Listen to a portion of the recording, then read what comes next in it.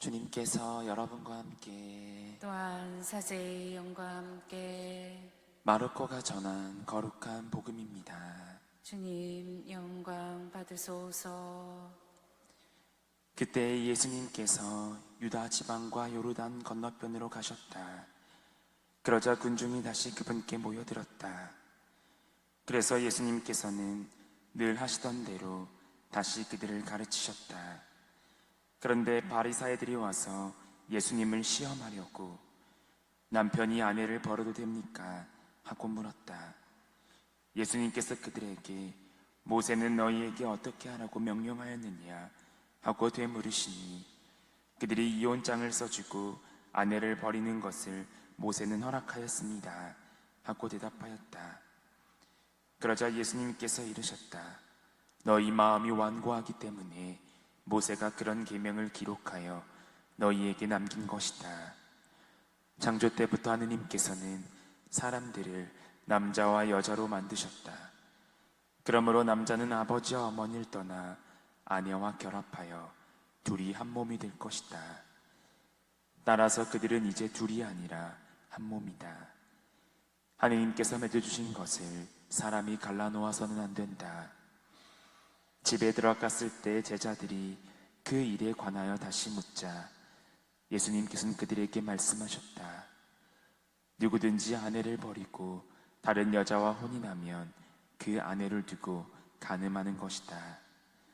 또한 아내가 남편을 버리고 다른 남자와 혼인하여도 간음하는 것이다. 주님의 말씀입니다. 그리스도님 찬미합니다. 모두 자리에 앉으십시오.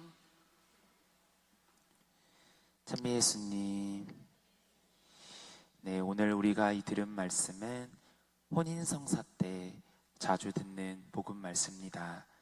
남자와 여자가 하나로 결합하는 그 사건에 말씀하시죠.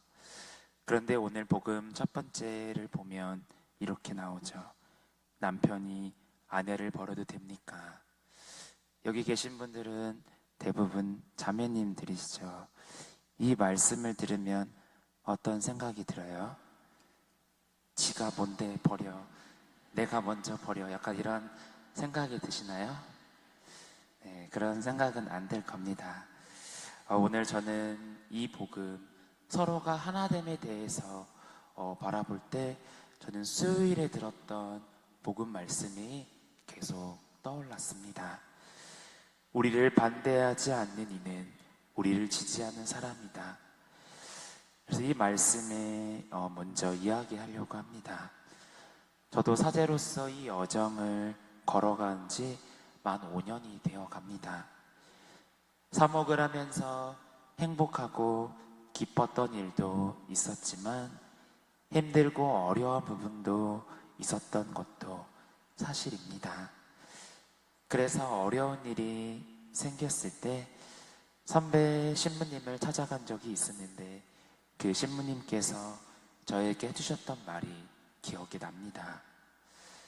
어느 본당을 가든 그곳 신자분들의 한 부류는 사제에게 호의적이고 또 한 부류는 아예 관심이 없으며 나머지 한 부류는 사제에게 부정적이고 비판적이라는 것이었습니다.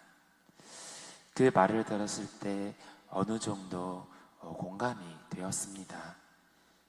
사람은 누구나 다른 사람에게 인정받고 사랑받으려는 마음이 크기에 어떻게든 사람들의 마음을 자기 쪽으로 돌려보려고 노력하겠지만 아무리 노력해도 이 선호 분포는 크게 달라지지 않으니 그것에 속상해하지 말고 그냥 주어진 그 상황을 받아들이려고 조언해 주셨습니다.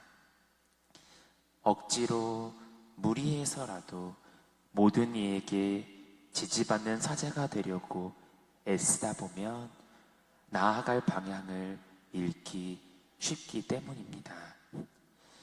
예수님의 뜻을 따라야 할 사제의 본분을 잊어버리고 그냥 미움받지 않는 데에만, 비판받지 않는 데에만 연연하면 좋은 게 좋은 거라는 그 적당주의에 빠져 사자로서의 정체성을 잃어버릴 수도 있다는 것이었습니다. 하지만 이런 상황을 그냥 받아들인다는 것은 사람 마음이라는 게 내 뜻대로 되는 게 아니구나 하는 생각으로 나에게 주어진 이 사목을 그냥 대충 적당히 하다가 그냥 포기하라는 뜻도 아닐 것입니다. 다른 사람들의 마음은 내 뜻대로 할 수 없지만 한 가지만은 바꿀 수 있죠. 바로 내 마음만을 바꿀 수 있습니다.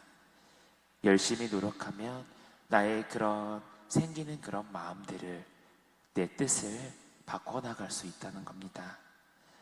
사실 사제에게는 나에게 주어진 목자로서 다 똑같은 양이라는 겁니다. 그래서 모든 신자분들은 같은 양으로서 내 사람이라는 겁니다. 나를 사랑하는 이도, 내 뜻을 따라주는 이도, 내 입장을 지지해주고 응원해주는 이도 내 사람이고, 내게 무관심한 이도, 나를 무시하는 이도, 내게 실망해 등을 돌린 사람이도, 심지어 나를 미워하는 이도 내 사람이라는 겁니다.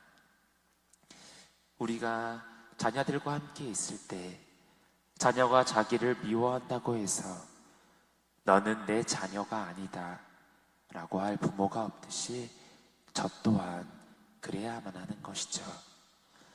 하지만 저도 부족하고 마음 약한 사람인지라 그러기가 쉽지가 않습니다. 미움도 분노도 실망도 무관심도 제 마음에 남아있지 않고 흘러가도록 지나가도록 하느님 아버지 섭리 안에서 그렇게 두어야 하는데 그게 참 어렵습니다. 하지만 오늘 수요일에 예수님께서 반대하지 않는 이는 우리를 지지하는 사람이다라고 말씀하신 것도 아마 제 마음과 비슷하지 않을까 합니다. 그분은 우리가 이 공동체 안에서 편가르기 하고 패를 나누고 끊임없이 적개심을 키우고 배타적으로 자신을 지키기를 바라지 않고 마음을 열고 생각을 나누어서 서로에게 스며들기를, 그렇게 참된 하나가 되어가기를 요구하는 것입니다. 예수님께서 원하시는 이 하나됨은 모든 사람의 의견이 똑같아야 한다는 그 획일성을 의미하지 않습니다.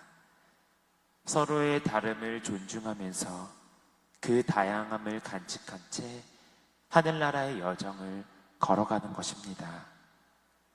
오늘 듣게 된 복음 말씀도 마찬가지입니다. 남녀가 하나됨은 분명 어렵습니다. 저는 혼자 이 여정을 걸어가기에 한 공간에 함께 살아간다 하는 그 어려움을 분명히 느낍니다. 분명 남녀가 서로 달아온 환경도 다르기에, 살아온 사고방식도 다르기에 갑자기 한 공간에서 살아갔을 때 부딪힐 수밖에 없습니다. 하지만 똑같이 나아간다는 게 아니라 서로의 다름을 인정한 채, 각자의 그 다양함을 간직한 채 서로를 배려하며 나아간다는 거죠. 하지만 그 안에 공통점이 있습니다. 서로를 사랑한다는 것입니다. 그렇게 우리는 예수님이 알려준 그 마음을 헤아리며 우리도 서로 하나가 되도록 노력해야 하면 좋겠습니다. 오늘 복음의 그 말씀을 다시 바라볼까요?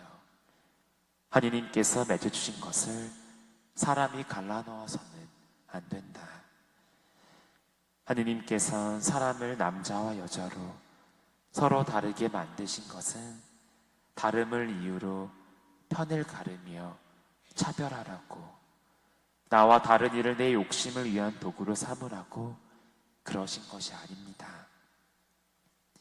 서로의 다름을 통해 상대방의 그 분명한 부족함을 채워주라고, 그렇게 사랑으로 상대방을 이해하고 존중하며 하느님께서 바라시는 참된 일치를 이루시라고 그렇게 만드신 것입니다. 혼인한다는 것은 한 사람을 내 안에 총체적으로 받아들이는 일입니다. 그 사람이 지닌 장점과 좋은 점만 선택하여 받아들이는 것이 아니라 그 사람이 지닌 약점, 부족한 점, 상처까지 모두 다 받아들이라는 겁니다. 그 사람이 걸어온 삶 전체를, 그리고 그 사람과 함께 걸어갈 길에서 지게 될 십자가까지 온전히 받아들이는 일입니다. 비단 남녀 간의 혼인뿐만이 아니라 우리가 살면서 맺게 되는 수많은 인간관계들이 다 비슷합니다.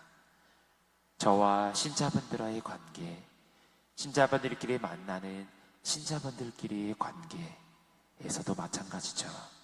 그러니 달면 삼키고 쓰면 뱉으려는 이런 우리의 이 마음을 버리고 하느님께서 저 사람과 나를 특별한 관계로 묶어주신 그 뜻과 의미를 우리는 헤아리도록 노력해야겠습니다. 분명 지금 주어진 그 상황에, 내 마음에, 그 감정에, 그런 분노와 미운 감정이 올라오겠지만 우리가 잠시 그 상황에서 한 걸음 뒤로 물러나서 과연 하느님께서 나에게 이렇게 주신 상황이 무엇인지를 곰곰이 생각해 본다면 우리는 분명 그 상황을 십자가를 진 채 헤아리고 넘어갈 수 있고 바라볼 수 있을 것입니다. 나에게 주어진 이 관계 맺음을 한번 돌아보며 묵묵히 걸어가는 여러분이 되셨으면 좋겠습니다. 아멘.